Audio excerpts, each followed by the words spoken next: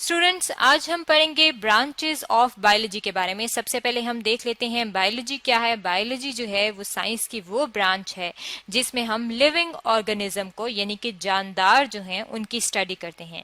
अब ये जो जानदार हैं ये मुख्तलिफ किस्म के हैं, तो हर एक जानदार की एक अलग ग्रुप बना दिया है और उस ग्रुप की एक अलग स्टडी होती है। जैसे कि सबसे पहले अगर हम एनिमल्स की बात करें तो यहाँ पे आपको अपने सामने जो है वो मुख्तलिफ किस्म के एनिमल्स नजर आ रहे होंगे और एनिमल्स की स्टडी को कहा जाता है जोलॉजी। जोलॉजी जो है उसमें हम एनिमल्स की स्टडी करते हैं। अब ये जो एनिमल्स हैं यहाँ पे आप अपने सामने देख रहे हैं कि आपको मुख्तलिफ किस्म के जानवर जो हैं वो नजर आ रहे हैं। इसी तरह जो प्लांट्स हैं यानी कि जो पौधे हैं वो भी इस यूनिवर्स में मौजूद हैं, इस कायनात में मौजूद हैं। तो उन पौधों की जब स्टडी की जाती है तो उसे हम कहते हैं कि ये बॉटनी है, यानी कि वो ब्रांच जिसमें आप पौधों की स्टडी करते हैं उसे कहा जाता है बॉटनी। एक और जो ब्रांच है बायोलॉजी की उसे कहा जाता है माइक्रोबायोलॉजी। माइक्रोबायोलॉजी क्या है? माइक्रो का जो वर्ड है इसमें माइक्रो का मतलब होता है स्मॉल, यानी कि ये वो ऑर्गेनिज्म हैं जो हमें आम आंख से नजर नहीं आते क्योंकि ये बहुत छोटे होते हैं, लेकिन ये इस वर्ल्ड में, इस दुनिया में मौजूद हैं। यानी कि बहुत सारे आपने देखा होगा, कभी फ्लू हो जाता है, आपको बीमारी कोई हो जाती है, तो वो क्या है, वो बेसिकली माइक्रो ऑर्गेनिज्म की वजह से होता है और वो माइक्रो ऑर्गेनिज्म आपको नजर नहीं आता लेकिन आपके अंदर वो बीमारी फैला देता है। अब उन माइक्रो ऑर्गेनिज्म की स्टडी को क्या कहा जाता है? माइक्रोबायोलॉजी कहा जाता है। अब अगर हम सबसे पहले जो है वो जोलॉजी की बात कर लें, जोलॉजी जिसमें हम एनिमल्स की स्टडी करते हैं, तो इसकी दो कैटेगरीज हैं, यानी कि इसको हमने आगे से दो हिस्सों में तकसीम कर दिया है। एक को हम कहते हैं वर्टिब्रेट्स और दूसरे को हम कहते हैं इनवर्टिब्रेट्स।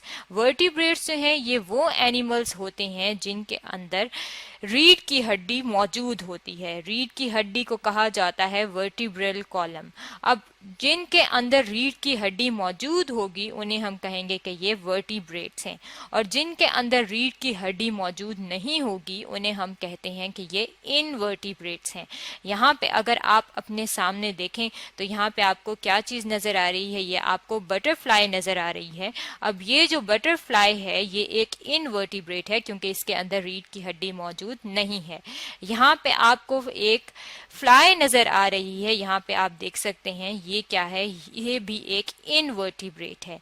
इसके अलावा यहाँ पे आप देख सकते हैं आपको स्पाइडर नजर आ रही है और ये स्पाइडर क्या है? ये भी एक इनवर्टिब्रेट है। इसके अलावा यहाँ पे आपको स्नेल नजर आ रहा है और ये स्नेल क्या है? ये भी एक इनवर्टिब्रेट है। इसके अलावा जो बाकी चीजें जानवर आपको नजर आ रहे हैं जिसमें फिश शामिल है, मंकी शामिल है, टाइगर शामिल है, आउल शामिल है, फ्रॉग शामिल है, इन सब के अंदर रीढ़ की हड्डी मौजूद होती है, इसलिए हम इन्हें कहते हैं कि ये क्या है? ये वर्टिब्रेट्स हैं।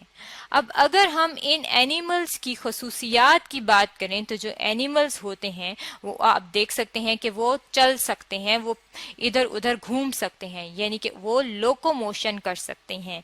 अब ये जो जितने भी जानवर हैं ये अपनी खुराक खुद तैयार नहीं करते, यानी कि किसी और चीज पे डिपेंड करते हैं, इन्हसार करते हैं खुराक हासिल करने के लिए।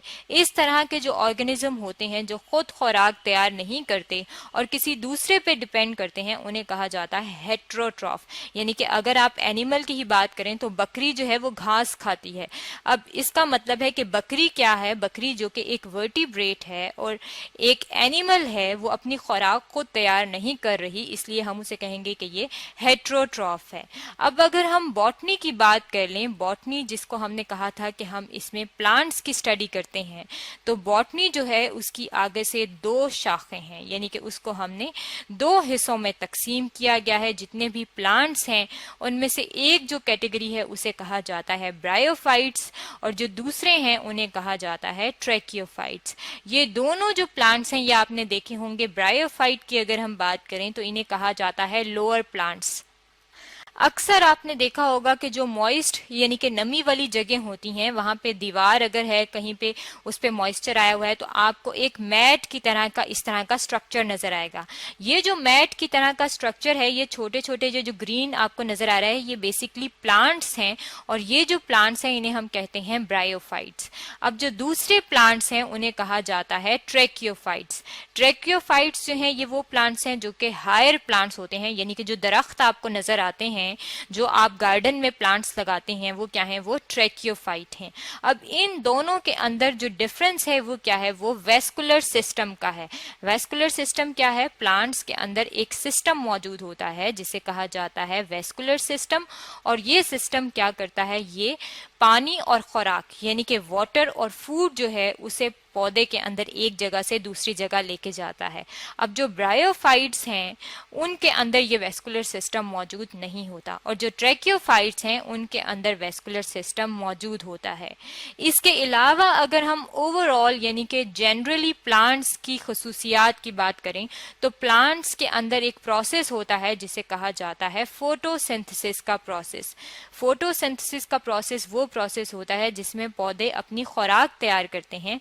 और वो खुराक कैसे तैयार करते हैं, जब इन पत्तों पे सूरज की रोशनी पड़ती है तो ये क्या करते हैं, ये खुराक तैयार करते हैं। और इनके अंदर ये जो आपको ग्रीन कलर नजर आ रहा है इन पौधों का, वो किस लिए होता है, इनके अंदर एक पिगमेंट मौजूद होता है जिसे कहा जाता है क्लोरोफिल। और ये पिगमेंट जो है कलर देता है ग्रीन कलर का। और इस पिगमेंट की वजह से जब इस पे सूरज की रोशनी पड़ती है तो पौधे अपनी खुराक तैयार करते हैं। और जो ऑर्गेनिज्म अपनी खुराक खुद तैयार करते हैं उन्हें हम कहते हैं कि ये ऑटोट्रॉफ हैं, यानी कि जितने भी ग्रीन प्लांट्स हैं वो क्या हैं, वो ऑटोट्रॉफ हैं और अपनी खुराक खुद तैयार करते हैं। इसके अलावा इनके अंदर क्या खसूसियत है कि इनके अंदर जो है मूवमेंट होती है लेकिन लोकोमोशन नहीं होती। मूवमेंट होना और लोकोमोशन ना होने का मतलब है कि ये जिस तरह जानवर होते हैं वो एक जगह से दूसरी जगह चलते हैं, या इंसान है वो वॉक कर सकते हैं, रनिंग कर सकते हैं, जिस तरह जानवर हैं वो भी चलते हैं, उसको कहते हैं लोकोमोशन। लेकिन मूवमेंट क्या है, जिस तरह अगर हम सनफ्लावर की बात करें, सूरजमुखी के फूल की बात करें, तो वो जहाँ पे सनलाइट पड़ रही होती है उस साइड पे उसका फूल जो है वो थोड़ा सा टिल्टेड होता है, झुका हुआ होता है। इस तरह की जो थोड़ी सी उनके अंदर मूवमेंट होती है उसे हम कहते हैं कि ये इनके अंदर मूवमेंट होती है, यानी कि प्लांट्स मूव कर सकते हैं लेकिन अपनी जगह छोड़ के दूसरी जगह लोकोमोट नहीं कर सकते। अब अगर हम इसकी तीसरी ब्रांच की बात कर लें बायोलॉजी की, जो थर्ड ब्रांच है उसे कहा जाता है माइक्रोबायोलॉजी।